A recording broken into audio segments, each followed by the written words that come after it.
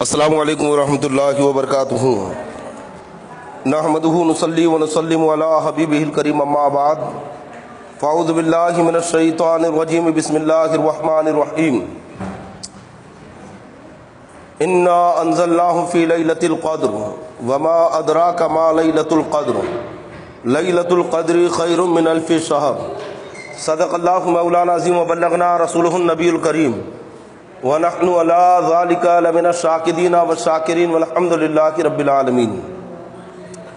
بارگاہ رسالت میں درود پاک کا ہدیہ پیش کریں۔ اللہم صلی وسلم بارک علی سیدنا مولانا محمد طب القلوب ودوائها وعافیت الابدان وشفائها ونور الابصار وضیائها وآلہ وصحبہ دائما ابدا۔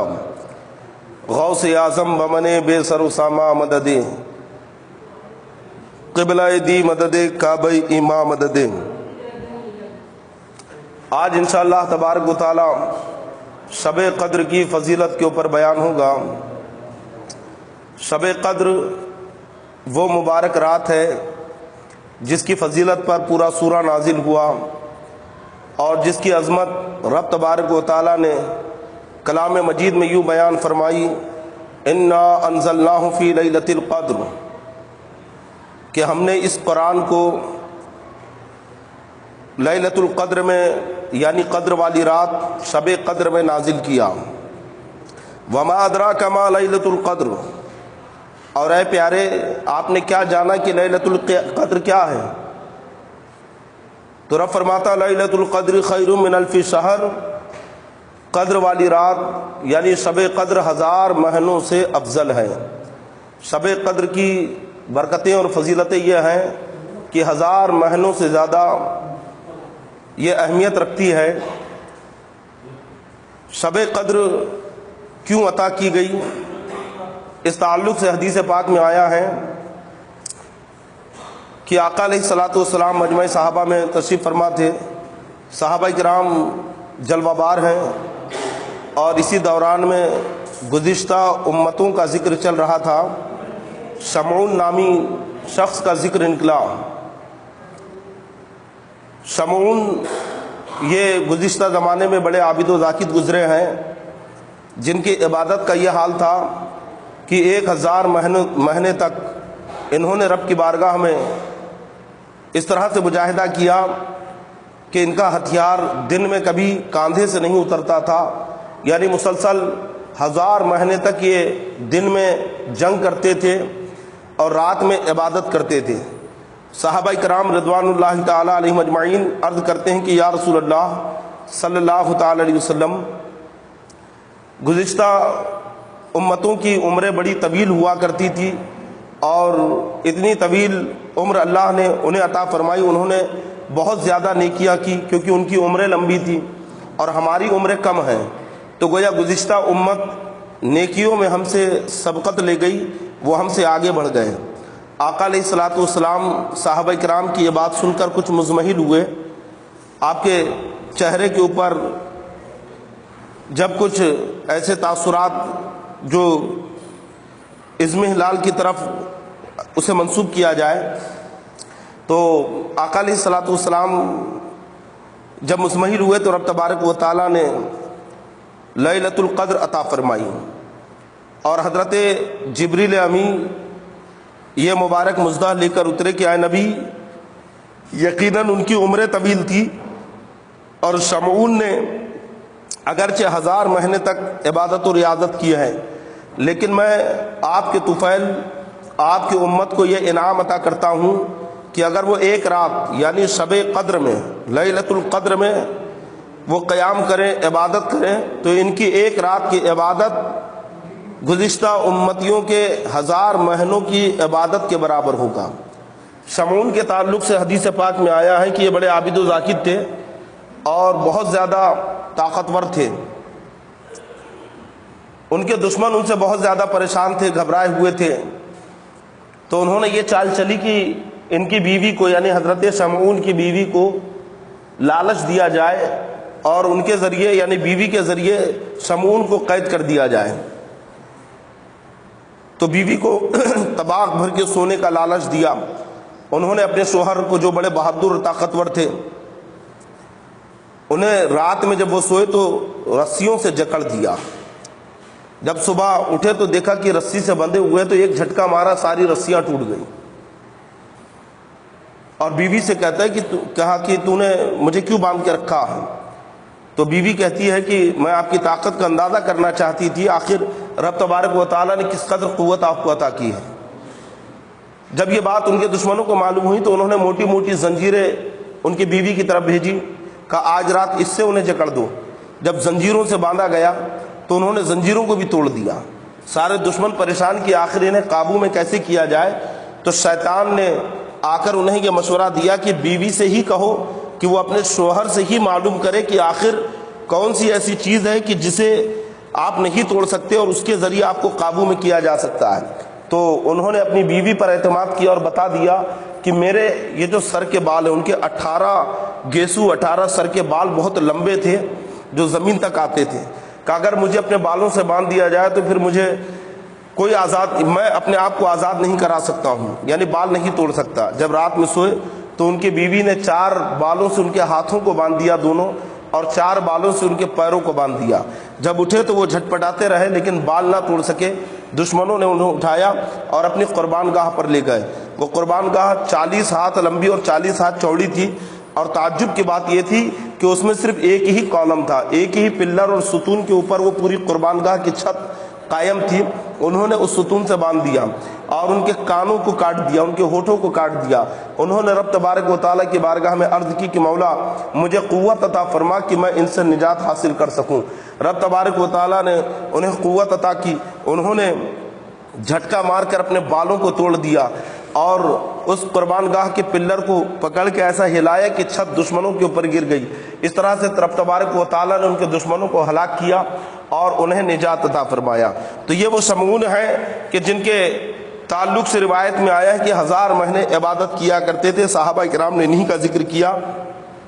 آقا علیہ الصلوۃ والسلام نے جب رب کی بارگاہ میں دعا کی تو رب جل شانہ نے شب قدر عطا فرمائی. اس کی تفسیر میں آیا ہے کہ لیلۃ القدر رمضان شریف کے آخری عشرے میں ہے. اب آخری عشرے میں کب ہے؟ تو روایت میں آتا ہے کہ طاق راتوں میں اسے تلاش کرو, یعنی 21ویں شب, 23ویں شب, 25ویں شب, 27ویں شب اور 29ویں شب. یہ جو طاق راتیں ہیں, ان طاق راتوں میں سے کوئی ایک رات شب قدر ہے. لیکن اکثر علماء کرام کا یہ قول ہے, اور حضرت سیدنا امام اعظم ابو حنیفہ رضی اللہ تعالیٰ عنہ سے بھی یہ مروی ہے کہ شب قدر 27ویں شب کو ہے, یعنی 27ویں شب کو شب قدر ہوتی ہے رمضان شریف کے آخری عشرے کے. اور حضرت شاہ عبدالحق محدث دہلوی رحمۃ اللہ علیہ بھی فرماتے ہیں کہ 27ویں شب کو شب قدر ہے, اور وہ اس اعتبار سے ہے, یعنی آپ یوں بیان فرماتے ہیں کہ لیلۃ القدر میں 9 حروف ہیں, یعنی اس پورے جملے میں, پورے لفظ میں 9 حروف ہے لیلۃ القدر. اور پورے سورے میں یعنی سورہ قدر میں 3 جگہ اس لفظ کا ذکر ہوا. لیلۃ القدر کا ذکر پورے سورے میں 3 جگہ ہوا, اور اس لفظ میں 9 حروف ہے. اور جب 9 کو 3 سے اگر آپ ضرب دیں گے تو 9 تیا 27, یعنی 27 ہوگا.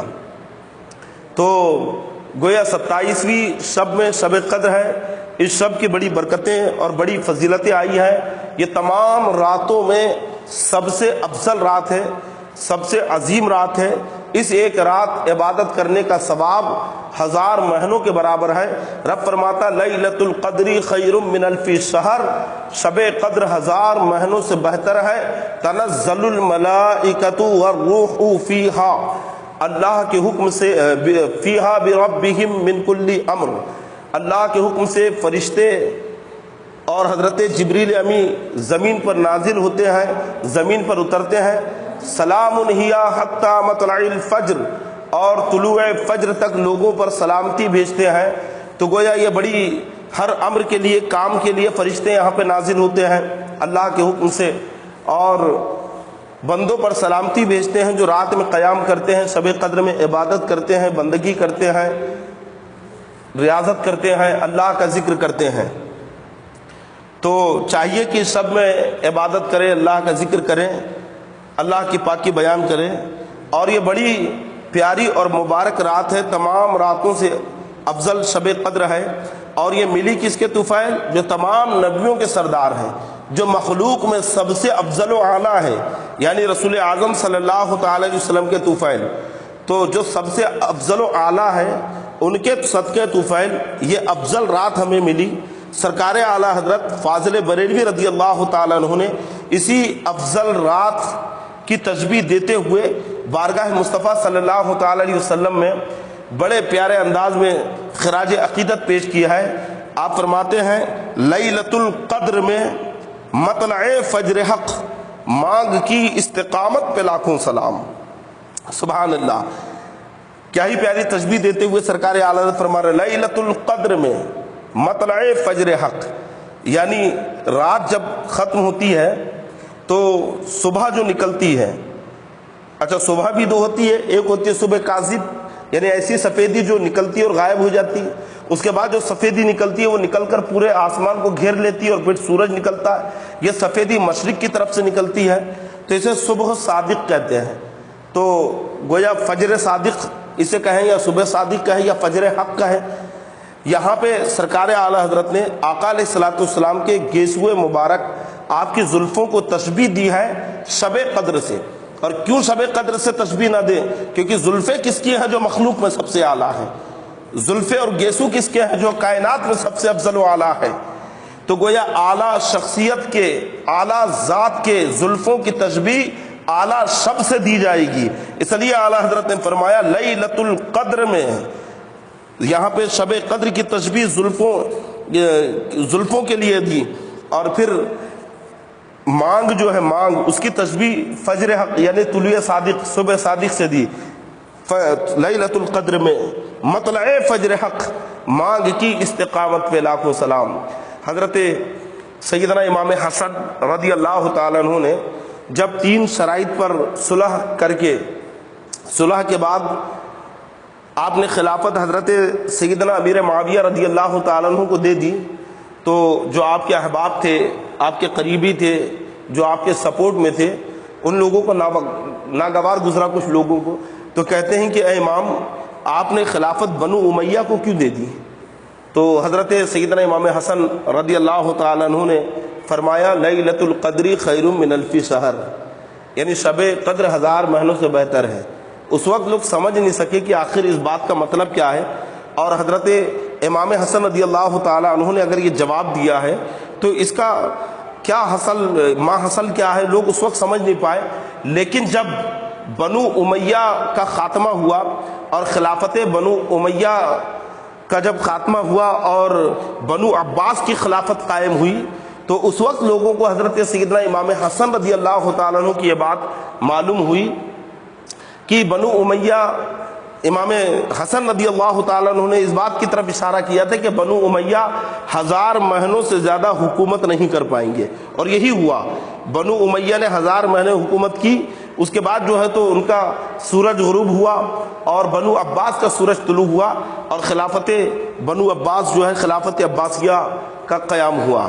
بہرکیف مسلمانوں، یہ بڑی مبارک بابرکت عظمت والی رات ہے، اس شب کا ادب و احترام کریں، اس شب میں قیام کرے، گناہوں سے معافی مانگے، اپنے گناہوں سے توبہ کرے، کثرت سے رب تبارک و تعالیٰ کا ذکر کرے، نوافل پڑھے، اور اگر کسی کے ذمے قضا اگر ہو تو بہتر یہ ہے کہ چھپ کر خاموشی میں جو ہے تو وہ اپنی قضا نمازیں اس میں ادا کر لیں، صلاۃ التسبیح پڑھے، صلاۃ الحاجت پڑھے، صلاۃ غوثیہ پڑھے، بہت ساری عبادتیں اور بہت سارے ذکر و اذکار ہے، آپ جو ہے تو وہ ادا کرتے رہیں، اور خاص طور پہ اس مبارک شب میں آپ اپنے گناہوں سے توبہ کریں، معافی مانگیں، کیونکہ رب تبارک و تعالیٰ کو توبہ کرنے والے بندے بہت پسند ہے، اور جب بندے رب تبارک و تعالیٰ کی بارگاہ میں توبہ کرتے ہیں تو یقیناً رب تبارک و تعالیٰ بہت خوش ہوتا ہے اور انہیں انعامات و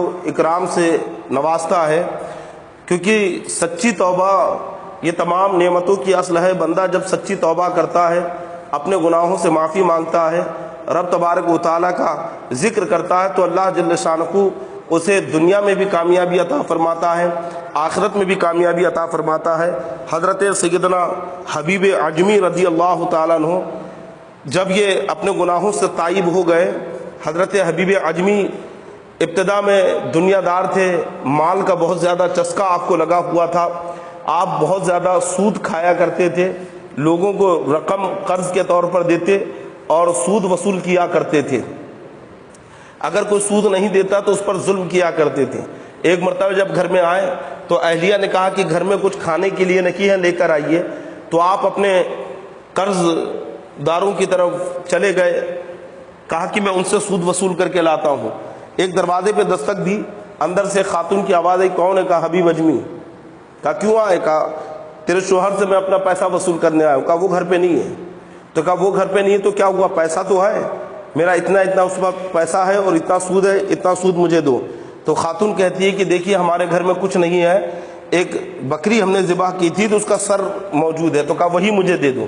یعنی آپ اس قدر سود وصولا کرتے تھے کہ بکری کا سر آپ نے سود میں لے لیا۔ گھر میں پہنچے تو بیوی نے کہا کہ بناؤں کیسے، اور بھی سامان چاہیے، تو پھر وہ اسی طرح سے نکلے اور سود وصول کر کے باقی کا سامان لے کر آئے۔ جب بیگم نے کھانا تیار کیا، دسترخوان پہ بیٹھے اور جب سالن رکھا گیا تو حضرت حبیب اجمی کیا دیکھتے ہیں کہ جتنا سالن پکایا گیا تھا یہ سب کے سب خون میں تبدیل ہو گیا، پورا سالن خون میں بدل گیا۔ حضرت حبیب اجمی کا چہرہ فق ہو گیا، آنکھیں پھٹ گئی۔ بیوی کہتی ہے کہ دیکھو یہ ہے تمہارے برے کرتوتوں کا نتیجہ، میں اکثر تم سے کہا کرتی تھی کہ برے کام مت کرو، غریبوں پہ ظلم مت کرو، سود مت کھاؤ، لیکن تم نہیں مانے، آج اللہ نے اپنا غضب بتا دیا۔ اسی وقت حضرت حبیب اجمی رحمۃ اللہ علیہ نے جتنے قرض آپ کے قرض دار تھے سب کو قرض معاف کر دیا اور اپنا سارا سرمایہ، سارا مال آپ نے لٹا دیا، غریبوں میں تقسیم کر دیا، اور اپنے بیوی بچوں کو آپ لے کر نکلے، پاس میں کچھ نہیں رکھا۔ شہر کے باہر، گاؤں کے باہر آپ نے ندی کے کنارے ایک جھوپڑا تعمیر کیا، جھوپڑا بنایا اور اسی میں بیوی بچوں کے ساتھ رہ رہے ہیں۔ حضرت حبیب اجمی رضی اللہ تعالیٰ عنہ نے اپنے گناہوں سے سچی توبہ کر لی۔ اب آپ کا دولت کی طرف، دنیا کی طرف دل مائل نہیں ہے، اللہ کے ذکر کی طرف ہے۔ حضرت سیدنا امام اعظم ابو حنیفہ رضی اللہ تعالیٰ عنہ کی مجلس میں آتے، حضرت خواجہ حسن بصری رضی اللہ تعالیٰ عنہ کی مجلس میں جاتے، حضرت خواجہ حسن بصری کی مجلس میں بیٹھ کر آپ ان سے درس لیتے اور پھر آپ ندی کے کنارے مصلی بچھا کر دن بھر عبادت میں مشغول رہتے۔ کئی دن ہو گئے آپ کچھ کما کے نہیں لے گئے، بچے بھوکے ہیں، گھر میں کھانے کے لیے کچھ نہیں ہے۔ بیوی کہتی ہے روز کہ آپ جاتے ہیں لیکن کما کے کچھ نہیں لاتے، گھر چلانے کے لیے کمانا بھی ضروری ہے۔ حضرت حبیب اجمی رضی اللہ تعالیٰ عنہ روز کہہ کے جاتے کہ آج ضرور کچھ نہ کچھ لے کر آؤں گا، لیکن آپ بجائے بازار جانے کے، کمانے کے، آپ مصلی بچھا کے دن بھر عبادت کرتے اور رات میں خالی ہاتھ پہنچ جاتے۔ بیوی کہتی کہ آج بھی آپ نے کچھ نہیں لایا، تو حضرت حبیب اجمی رحمۃ اللہ علیہ فرماتے کہ میرے مالک نے کہا ہے کہ وہ دے گا، تھوڑا سا صبر کرو۔ آپ روز اسی طرح سے کہتے کہ میرا مالک کہہ رہا ہے کہ وہ دے گا، عطا کرے گا، لیکن صبر کرو، اور دن بھر عبادت میں مشغول رہتے۔ ایک دن جب آپ گھر کی طرف لوٹے تو سوچا کہ خالی ہاتھ جانا اچھا نہیں ہے، آپ کے ہاتھ میں جو تھیلی تھی اس میں آپ نے ندی کے کنارے سے ریتی بھر لی، کہا کہ یہ ریتی لے کر ہی میں گھر پہنچوں تاکہ دور سے کم بچوں کو تسکین ہو جائے کہ ہمارے والد کچھ لے کر آ رکھے ہیں۔ جب حضرت حبیب اجمی رضی اللہ تعالیٰ عنہ گھر کے قریب پہنچے تو کیا دیکھتے ہیں کہ آپ کا پورا جھوپڑا روشنی سے جگمگا رہا ہے۔ تعجب ہوا کہ میرے گھر میں تو ایک دیا جلانے کے لیے تیل نہیں ہے، آخر اتنے دیے جل رہے، اتنی شمعیں جل رکھی ہیں، اتنی روشنی ہے۔ گھر کے قریب پہنچے تو خوشبودار کھانے کی مہک چل رہی ہے، خوشبو پھیل رہی ہے۔ جب گھر میں گئے تو کیا دیکھتے ہیں کہ آپ کے بچے بیٹھ کر بہترین کھانا تناول کر رہے ہیں، ایک طرف راشن کا ڈھیر لگا ہوا ہے اور آپ کی اہلیہ کئی طرح کے خوشبودار کھانے تیار کر رکھی ہے۔ تعجب سے کہتے ہیں کہ یہ سب کیا ہے؟ تو بیوی کہتی ہے کہ آپ کا مالک بڑا اچھا ہے، آپ کا مالک بڑا مہربان ہے، اس نے یہ سارا کھانا بھجوایا اور کہا کہ حبیب اجمی سے کہنا کہ وہ محنت کرتا رہے، اس کا مالک اسے دیتا رہے گا۔ حضرت حبیب اجمی رضی اللہ تعالیٰ عنہ اسی وقت سربا سجود ہو کر رب کی پاکی بیان کرتے ہیں اور عرض کرتے ہیں کہ یقیناً مولا، میں نے جان لیا کہ جو بندہ سب کو چھوڑ کر تیری طرف رجوع کرتا ہے، ساری لذتیں چھوڑ کر تیری طرف بھاگتا ہے، تو اسے کبھی محتاج نہیں ہونے دیتا ہے، تو کبھی اسے پریشان نہیں ہونے دیتا ہے۔ یہ رب کی رحمتیں اور نعمتیں ہیں. بندہ اگر گناہوں سے توبہ کرے, اللہ کی عبادت کرے, بندگی کرے, پرہیزگاری اختیار کرے اور بقدر ضرورت محنت کرے, نمازوں کی پابندی کرے, تو رب تبارک و تعالیٰ اس کی دنیاوی ضروریات بھی پوری کرتا ہے اور انشاءاللہ رب جل شانہ اس کی آخرت بھی کامیاب بنا دے گا. لیکن نوجوانوں, اس کا یہ مطلب نہیں ہے کہ تم محنت نہ کرو, کمائی دھمائی نہ کرو اور پھر جو ہے تو تم بس مصلی بچھا کر نماز پڑھ لے تو مل جائے گا. ایسا بھی نہیں ہے. نماز آپ کو 5 وقت کی ادا کرنا ہے, اللہ کا ذکر کرنا ہے اور پھر بقدر ضرورت آپ کو محنت بھی کرنا ہے. نوکری اگر کرتے ہیں تو نوکری پابندی سے کریے, دکان چلاتے ہیں تو آپ دکان چلائیے, اگر بزنس اور کاروبار کرتے ہیں تو کاروبار کریے. لیکن ایسا بھی نہیں کہ کاروبار میں اتنے مست ہو جاؤ کہ نمازوں کو چھوڑ دو, کاروبار میں اتنے تم مست ہو جاؤ کہ اللہ کو بھلا دو, اللہ کا ذکر تم چھوڑ دو. ایسا نہیں, بلکہ آپ کماؤ, محنت بھی کرو اور اللہ کا ذکر بھی کرو, عبادت کرو, اپنے گناہوں سے توبہ کرو. کیونکہ جو بندہ رب کی بارگاہ میں اپنے گناہوں سے سچی توبہ کرتا ہے, رب تبارک و تعالیٰ اسے دنیا اور آخرت کی کامیابیاں اور نعمتیں عطا فرماتا ہے. تو شب قدر یہ بہت اچھا اور عظیم موقع ہے, اس موقع سے آپ فائدہ اٹھائیں اور شب قدر کا ادب و احترام کریں. کل انشاءاللہ تبارک و تعالیٰ یہ مقدس رات ہے, لہذا آپ پابندی سے اور غسل کر کے بالکل تیار ہو کر, ابھی تو مسجد میں آ نہیں سکتے, گھر میں ہی آپ قیام کریں, نماز پڑھیں, قرآن شریف کی تلاوت کریں, گناہوں سے معافی مانگیں, اپنے بچوں سے کہیں, اپنے گھر والوں سے کہیں کہ اللہ کا ذکر کریں, اس مبارک رات کا ادب و احترام کریں.